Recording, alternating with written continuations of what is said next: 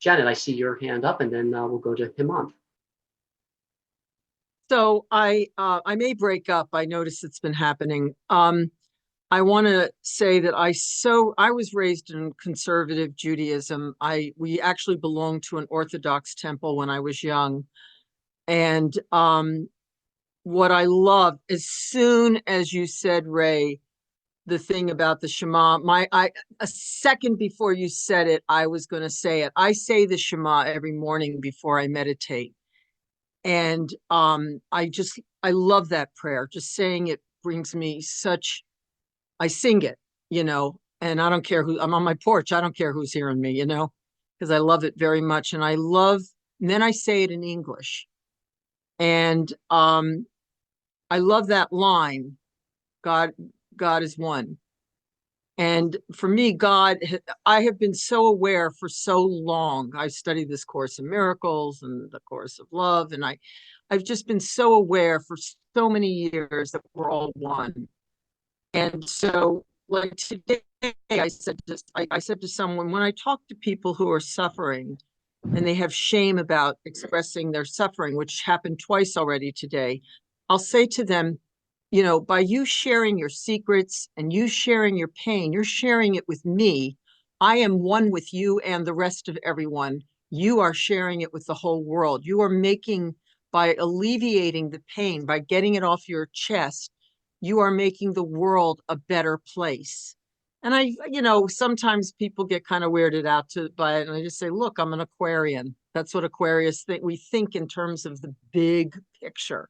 So I just can't help myself but realize how much every moment of healing, every tear that is expressed is healing the whole world. And I used to walk around and I would mumble under my breath. I would look at people and go, God, God, God. I would just see God in everyone. And I don't believe that any one person is God. That's impossible.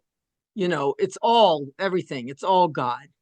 So God is like my best friend. But what is that? That's me, that's you. So yeah, I'm able to kind of look at these wars and everything that's happening politically on some higher level and really get that it's all one. And the final thing I want to say is that I'm working with a prayer now that starts with the lines, welcome, welcome, welcome. I welcome everything that comes my way today because it is for my healing. So in terms of everything that's happening in the world, I just say to it, welcome, welcome, welcome. I have a history with intense suicidal ideation. And when I hear the word in my head, I just welcome suicide. Well, it's fear. Welcome fear. Welcome anger. I don't want to use it against anyone, but I want to use it all in a healthy way, but welcome it. Love it. Allow it. Thank you. Thank you. Thank you, Janet. Is it okay if I say something just to reflect? Sure. Why don't we, if you can, we can keep it brief, Nini, because Hemant has his hand up as well. So go for it. Oh, okay, sure. Just want to reflect, Janet. No, thank you for sharing that, and I can very much resonate with one thing you said, is that if someone cries a tear, that's healing the world. And I've always felt, when I'm suffering with something, I might sit there and think, why is this happening? But the moment I can use that of service to someone, I will definitely pay it forward. So I believe that is exactly what you're doing. And when you share that, Janet, or whoever else might resonate, when you share that, you're allowing your pain and your suffering to be of service to somebody, and that's a beautiful thing.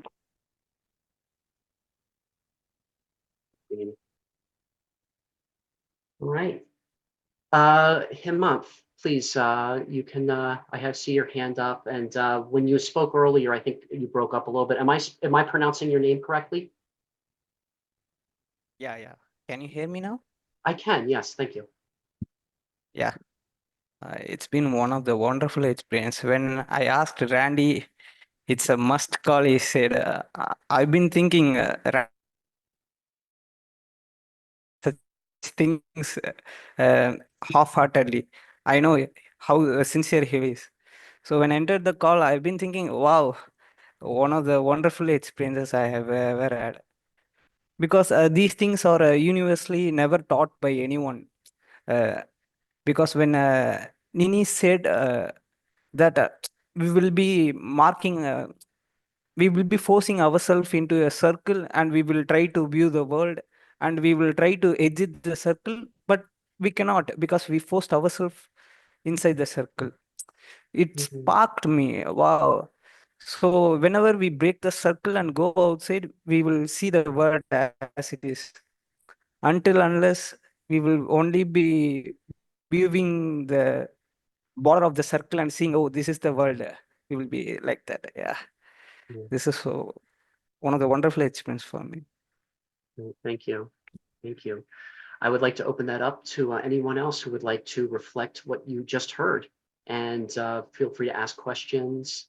So we're actually ahead of schedule right now. So before I go into the next piece, who would like to reflect back to Hemant and reflect back what you heard, what resonated? So we'll start practicing these living library skills.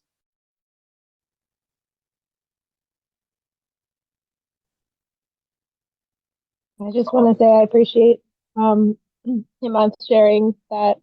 I'm glad that you're here and Randy invited you. And it sounds like you have a lot of trust. Mm. So that's really lovely to have in the group. I haven't seen you in a while. Hi. And Amy, I see you sometimes on TikTok, but I haven't seen you in a group in a while. So I'm just feeling like, oh, it's so good to see, like be in this virtual room um, with so many people that we've been, sharing together and having meaningful conversations. And yeah, I think what you said is, um, Hemant, is just like these conversations aren't being had enough, and I think it is important to talk about them. I'm a spiritual person and grown up in like a spiritual world, so I feel like these conversations did happen and do happen in my circle, in my small circle. But on a larger scale, we don't really hear it happening, and it's often, if it is happening, it's being drowned out by all of these polarizing, negative, kind of like divisive conversations and messages that are being put out there to kind of like make us feel unsafe. So these spaces to me are like, really life giving and helping us to feel safe together, and like we're all human and we can like kind of rest in that feeling.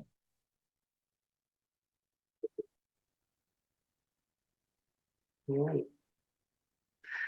All right, so we're going to go into the final portion of our talk, unless anyone else had something else they wanted to add or reflect or ask any questions. All right. Hey, All right. thanks, Ray, for pointing out that we have been exposed to polarized negativity. Yeah, I never thought like that because I knew something is wrong, but the way they forced perception on upon us itself a wrong thing. I never thought like that. Maybe it's not a wrong thing in the first place. Maybe that's what they knew. Yeah, thanks for pointing out, Ray.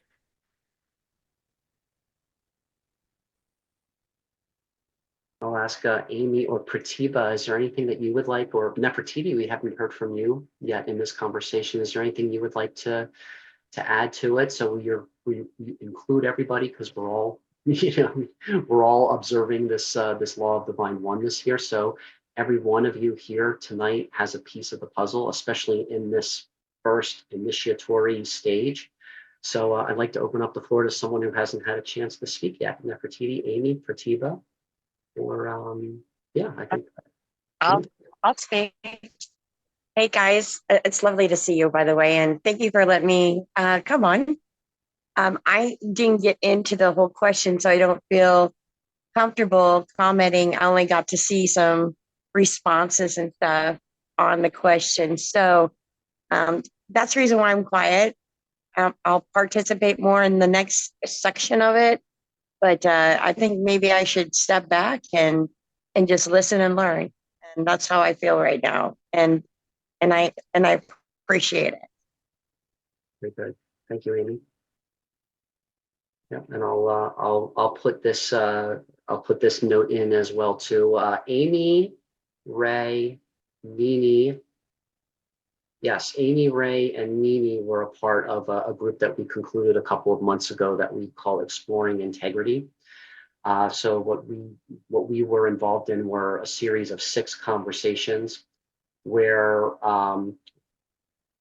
we start with appreciation, which is what these conversations are about. Then we go into possibility, where we explore what is it that is our highest intention and how to reverse engineer it back to what can we do today to go to that highest intention. I think Randy and I had a possibility conversation within our living library as well. And then there's invitation, where out of all those possibilities, we start to get clear about what are we inviting the other person into. Then there's a dissent conversation where we talk about the feelings that come up and whether or not if the invitation does resonate or if there's some feelings that need to be worked through.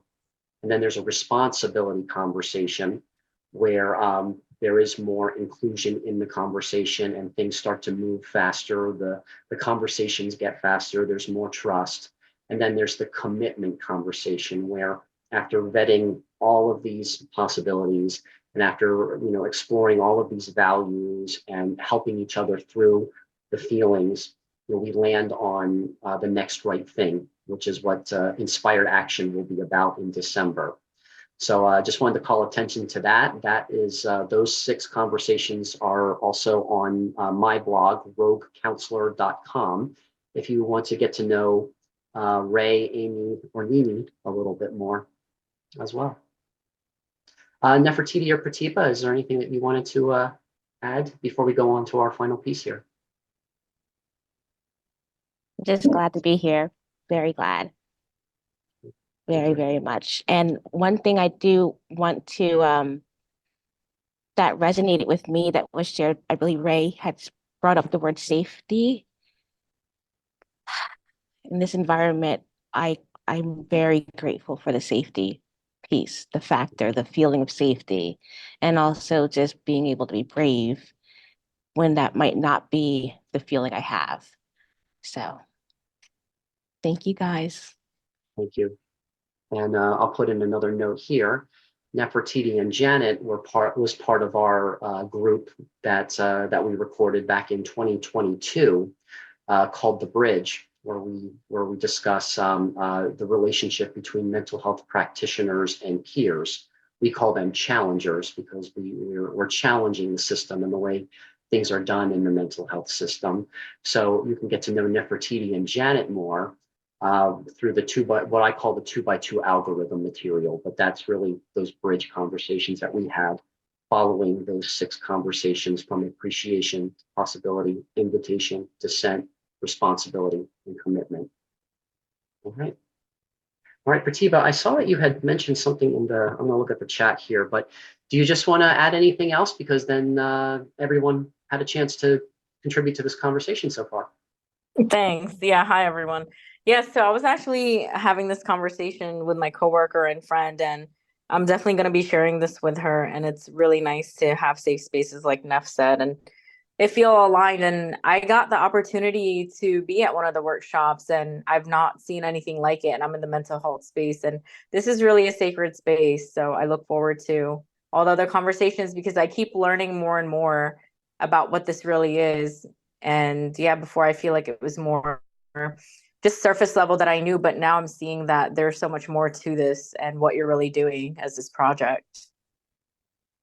Very good. Thank you. Thank you, Pratibha. All right, well, we are at 7:02. We're moving right along. So we're going to have a conversation in the next half hour now about how do you start to talk to people about this? It's kind of like there's a lot of moving pieces. There's a lot to it. And I always say that I don't really teach anything. I will point attention to things that I don't think people are paying a lot of attention to. But really, it's just about holding the space to explore and to make new distinctions. So what my intention with this is to create a series of 12 conversations that people can watch in their own time and at their own leisure. And when they are finished with that, they would have spent 18 to 20 hours of being in this space and learning with us. And those 20 hours can be leveraged into creating a new financial system, creating a new flow of money for people. So how do you start to have that conversation, when we're still trying to make sense of it? So the questions that I have, and I'll put up my PowerPoint at the very end of the conversation to list these questions. But I'm going to open this question up first to our panelists, and then I'll open it up to everyone else. But I want you to think about the social class system, the socioeconomic system, where a lot of times we're judged or we're put into boxes based on how much money we have or how much our value is, to somebody with money or to somebody without money. But my first question is I wanted to ask is what is our responsibility to someone who has a lot more money than us, say the billionaire class? And what is our responsibility to those who are disenfranchised or who are impoverished? So I'm going to let those two questions land. I'm going to open it up to our panelists, to Nini, Randy, and Ray first. And I'd like you to weigh in on that question. What is our responsibility towards those of different, who have different financial income or access to financial resources, I should say?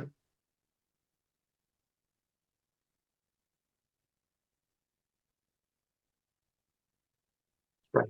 Oh, wow, this is a really important question, Michael. Say that again. This is a really important question, and I feel I've had some time to think about it because it's not the first time I've encountered this question from you. And so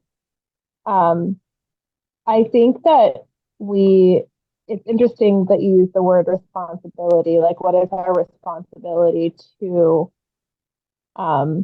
different social classes? And so I think about well, I mean, if we think about equity, then, the responsibility is to treat everybody equally and to treat everybody like a human being.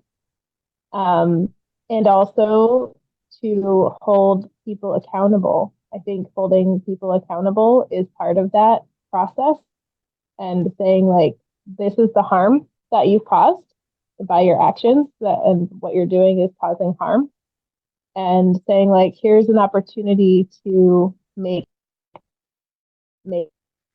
um, amends, to make it right, to come into alignment with a society where people could be treated equally. So I think that in some ways, if somebody is in the wealthy, rich class and they're not willing to give up their privilege and power and greed and those things that are causing harm to other people, they're gonna resist, they're gonna fight back, and they're gonna try to protect their resources and their wealth. And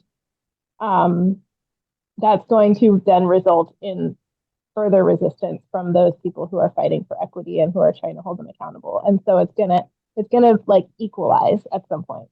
But I would like to see it be a nonviolent process of calling people into accountability. However, I don't know if that's how things will play out. It doesn't seem like that's how things are playing out in the world, where we're seeing so much violence happening as a result of the inequity, and the gap is widening. So that's kind of where my mind goes, is accountability. How do we hold ourselves accountable to the people who are being harmed? How do we find our own personal responsibility in the whole cycle? And where am I participating in that harm? And, how do we hold those who have power accountable? Great, thank you. I'll open it up to anyone who would like to reflect back what they heard Ray say. And if there's any questions, ask clarifying questions. Or if Okay. yeah, go ahead, Mimi, go ahead. Yeah. No, so what it sounded like, if I understood it, that I heard Ray saying that, there's a lot of differences in the classes, and Ray would like to see the resolve be in a nonviolent way. But it seems to be that the more that we're trying to stand for equity, the more people who are, let's say, I don't want to use negative words, but just say they're in a scarcity mindset, that they're in a mindset that there's lack of money. Even if they're billionaires, they're going to resist because they feel the need and the compulsion to protect something that they feel is limited and restricted, even if they have billions and billions of dollars. So I think, Ray is saying that it's the accountability is to just that's where I got a little bit lost, but it sounded like to keep facilitating it in a positive way, and but of course we don't have control over what's going to be happening in the world. So my reflection on that whole thing is because we really don't, and my job is never ever to convince somebody else. If somebody's got millions and millions of dollars and I don't have that type of an income, I say to myself, something, they might have a lot of money, but what could I do to raise my own minimum standard, and how can I help other people to make money? How can I help other people to pay it forward? It's not about, I'm not saying there's anything wrong with giving charity. People have wonderful intentions when they do that, and many times it's a beautiful thing to do. But my way of charity is, yes, I will donate to places that I believe in, help support those types of organizations. But at the same time, my biggest tool of success with money has been saying, okay, I'm going to help you get out of debt. Here's what I'm going to do. I'm going to give you a loan. For example, someone needs a loan. I'm going to pay a small loan. You're going to pay me back. But when we're going to pay this loan, it's on the condition I will not charge you interest. But here's what you're going to do. You're going to start balancing your finances. You're going to start creating different accounts. And I just go through some of the physical, mundane steps of financial intelligence and financial literacy, and then help them to feel confident with their money. And I invite them to say, if you have money scarcity or if you have money triggers, people are triggered around money, and it's okay. Everybody's triggered around money. It's very normal. There's a lot of energy attached, even though money itself is neutral. So I just invite all of that to come up. And, I've watched, I've gotten myself out of debt, and I've watched other people whom I've helped, get out of debt. And to me, like I said, that's what I was responding to with Janet. If I could use my own story as a way to do self-responsibility to pay it forward, I'm not trying to convince other people, but I'm going to teach people, even if it's how to make a little bit more money, to be $1 more better off, but feel much better about yourself than you were before, if that's what the person is wanting. If that's not what the person is wanting, I'll remove myself. And okay, you don't want my advice. Giving unsolicited advice is far more disadvantageous, so I'll just remove myself. But that's how I kind of feel my steps, is to just be the example, and those who want it, they'll resonate, they'll jump aboard, and they'll be like a direct current. The more energy that we generate from within, as opposed to pushing and forcing, like mandating, the more we are going to naturally attract other people. Just they'll feel it, and they'll be like, wow, I want what you got. And then our inner power is going to completely, exponentially maximize, and the more we maximize, the more we're going to call in others. And it's, I don't know how long it'll take till we hit the explosion point, but eventually that explosion will happen. Thank you. Before I ask my next question, anybody else want to? Oh, Amy's got a hand up. Go for it, Amy. Okay, I'm gonna have to apologize right up front. I'm doing it on my phone. I've never done it on my phone before, so trying to maneuver it to try to communicate is a little challenging for me. So I apologize ahead. So what I heard from Ray and Mimi, I think we're almost there. We're getting so close. Yes, we see the problem, but I don't think we have found the right inclusion only for ourselves, right? I mean, I have an issue with judging others. I'm not in their shoes and stuff like that. And we're talking about oneness, right? And we're all the same. So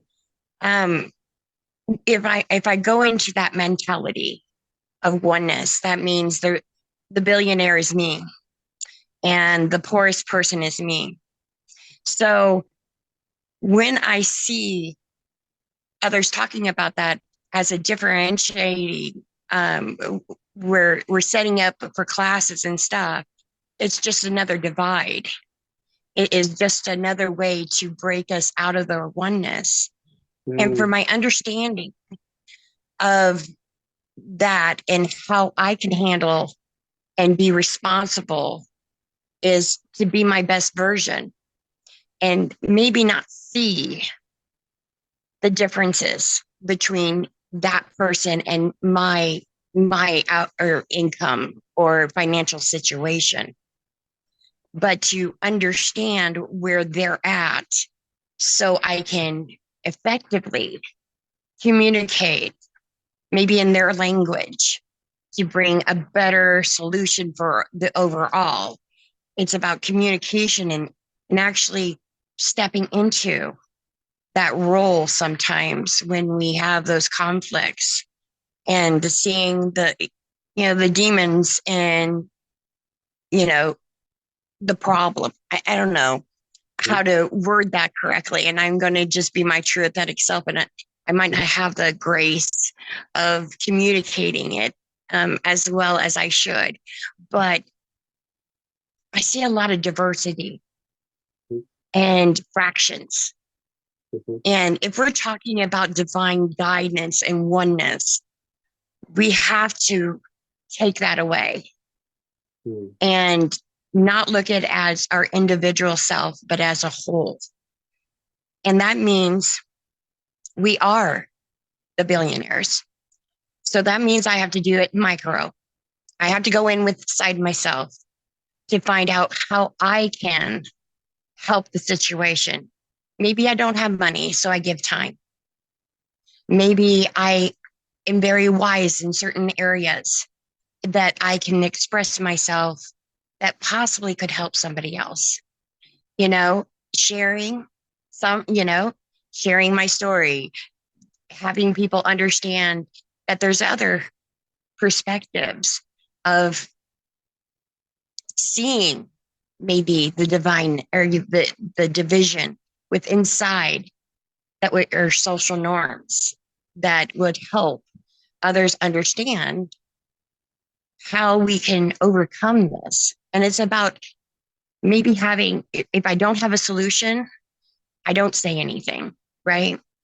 Maybe, but be open mind enough to be able to hear other solutions if it would work for me or not. And if it doesn't, then have a good solution why I can't, but maybe come up with what I can. Does that make sense at all? Am I Absolutely. So, okay, that's my 2 cents into it. Great. Thank you. Thank you, Amy. Yes. And You're welcome. I'm going to ask one more question because we're getting up to our last 15 minutes here. But yes, thank you, because we're this conversation is also going to be available after tonight. I'll try to get it uploaded as soon as I can, and I would invite others to respond to that and to connect with you as well, because there's a lot there about how do we treat ourselves. First of all, how do we treat ourselves? Like the billionaire class or whatnot, so that we are full of so that there is more of that, less of that inequity. But that kind of leads into the next question that I have, and I'll open it up again to whoever would like to respond. Let's say we created a banking system that will allow you to invest whatever you want whenever you can, and you're really just investing in your own service that you are putting out. And let's say the way this system works is that for every $1 you invest in it, it's going to cost the billionaire class $50,000 an hour. So for every dollar that you invest, that's $50,000 coming out of the billionaire class. What feelings come up for you? When I originally came up with this question, I had a leading question where does any kind of guilt or shame come up around it? But I want to just open it up as to what do you feel, Janet? I'm not getting a feeling. I'm getting, I don't know what to put this under, a judgment or what. It doesn't sound fair Mm, to them. mhm, It just seems like too much mhm, to come out of their pockets. mhm.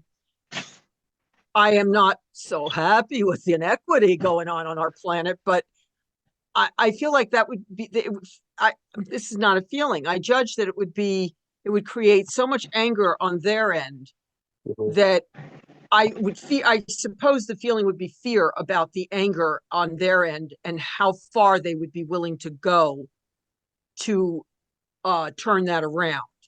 It could get dangerous on this planet. So it's, I guess fear is what comes up for me, not shame, not guilt, just fear.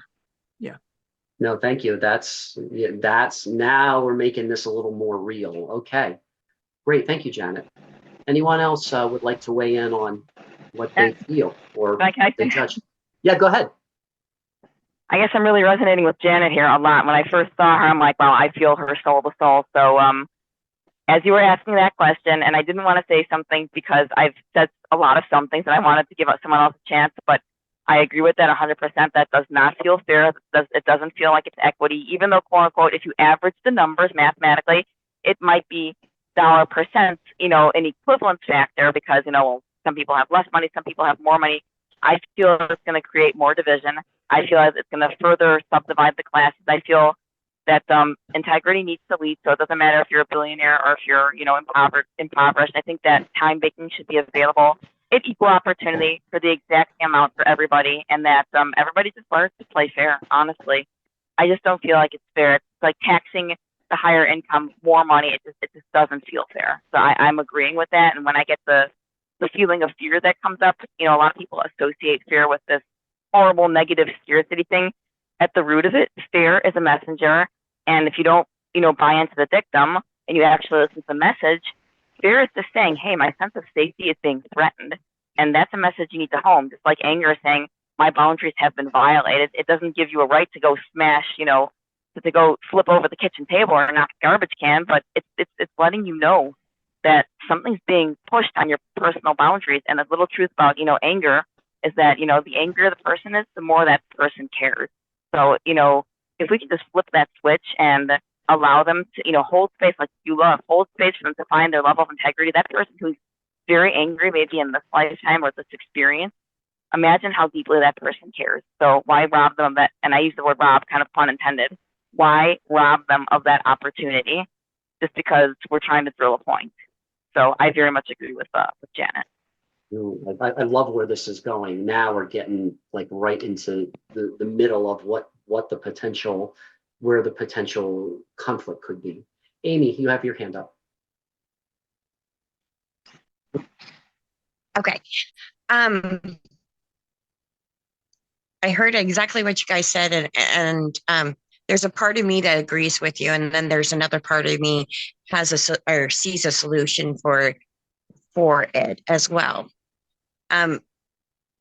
We look at the dollar different than billionaires do. We look at money differently.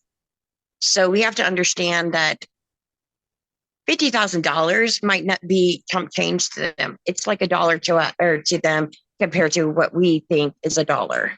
So I don't know if we could even just not have a dollar figure, but maybe have it on donation period straight across. That would make it more unified for everybody for what they truly feel like they can afford.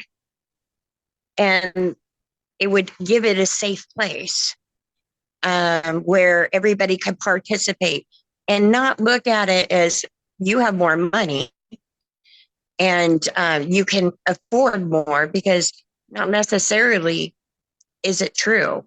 I know many difficulties and don't have the liquid assets to be able to participate in $50,000, on one session.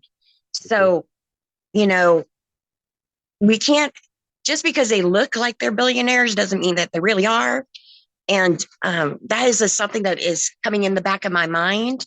So if we made it, instead of having dollars amount, but made it as a volunteer donation amount of what we actually feel that there's value and worth, why wouldn't it just explode? That would be my resolution to what I'm hearing. I hope I expressed that correctly, but thank you. No, this is great. We're getting into that edge there. We're stepping into that discomfort. I love it. Ray, I'm gonna let you weigh in, and then I'm gonna wrap this up for the night. So go ahead, Ray. I just want to say I was like snapping when I heard you say that because I just love it. I think that for me, I'm not afraid. I'm ready.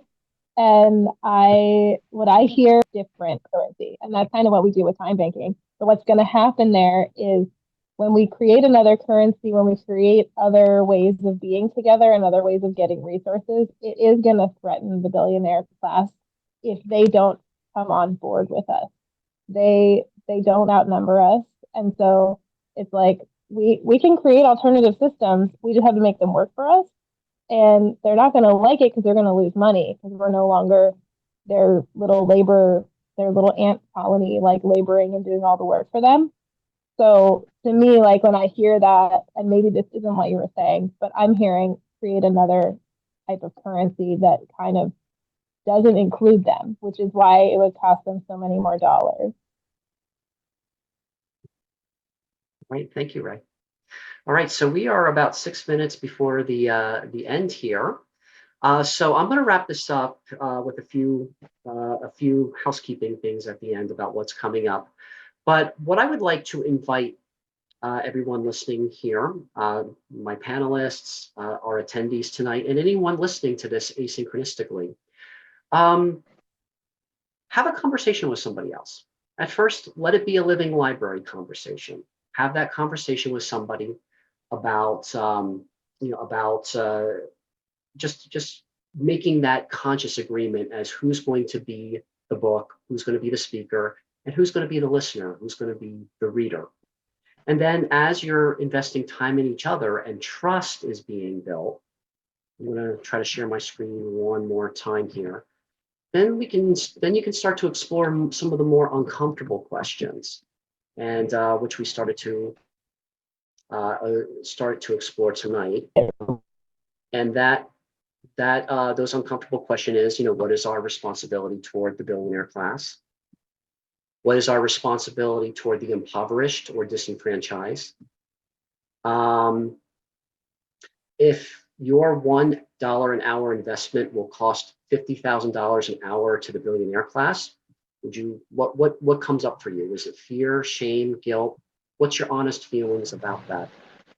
And the last question that we didn't really get into tonight, but it's also really kind of how you start to have these conversations. If you ask somebody for a $25 loan so that you could generate $1 million in return, if I was asking you that, if you were my partner and I asked you for that $25 loan, in 2 years, if I'm able to produce $1 million from that loan, how much of that $1 million would you feel entitled to? Let's have an honest conversation about that.